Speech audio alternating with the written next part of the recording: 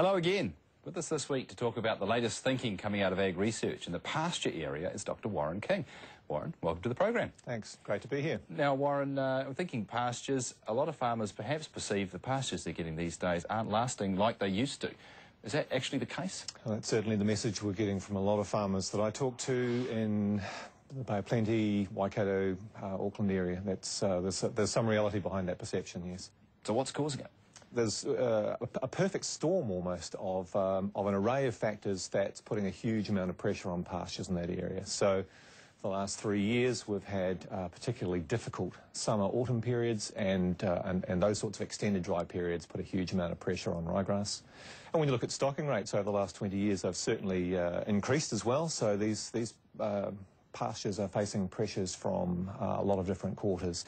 Perhaps what's really new, though, is the increased level of pressure from pasture pests, and in particular black beetle. It's received quite a lot of publicity lately, and certainly the numbers of black beetle that we're seeing are sufficient to create major problems for pastures, particularly ryegrass pastures, and especially in those lighter soil types in the Bay of Plenty and the Waikato. Black beetle, Argentine stem weevil, there's a number of pasture pests, and when you get all those things lined up, those pastures are really taking a hammering. So when we're talking about pasture failure or lack of persistence, how bad is the issue? How big is it? Well, when we're talking about perennial pastures, the expectation is generally 5 to 7 to 10 years or beyond. Currently, that's more like 2 or 3 years for many farmers. Not good enough. Looking at those pests, say black beetle, for example, that's been around a long time. So why is it a problem now? It's a very good question, and we really don't understand it well enough to be able to point to any one factor and say, here's the problem. You're right, black beetle has been here for a long time. It came to us from South Africa originally via Australia probably decades ago. And it has been through outbreak cycles before, so before my time, but sometime during the 70s there was an issue, and again I believe in the late 90s. But it's never been a problem for 3 years in a row now, and it's looking like we're setting ourselves up for a 4th year on the trot as well. In the past it's been maybe 1 or 2 years. It's difficult to actually point to any one thing and say, here's the reason that black beetle is the problem. There are other issues as well. It's not just black beetles. So there are a number of other organisms. Argentine stem weevil, we're just getting a handle on. Clover root weevil as well is something I'm sure you're familiar with. Root aphid is something that we're just becoming aware of the significance of as well. So there's an array of pests which are bringing a huge amount of pressure to bear on these pastures. So the pastures are literally getting it from both ends, in the roots and above ground. What's a farmer to do?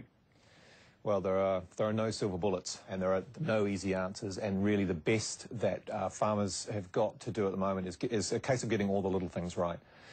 And there are at least 3 pieces of technology they can bring to bear on this. The first is that when they're sowing new pastures is to use a proprietary seed coating, an insecticidal seed coating.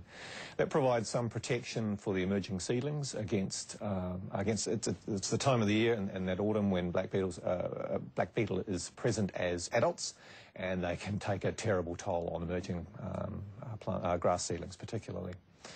The second is to ask for the new endophyte, one of the new endophytes. So this is AR37 is probably the best candidate. NEA2 is another one that has some proven activity against black beetle.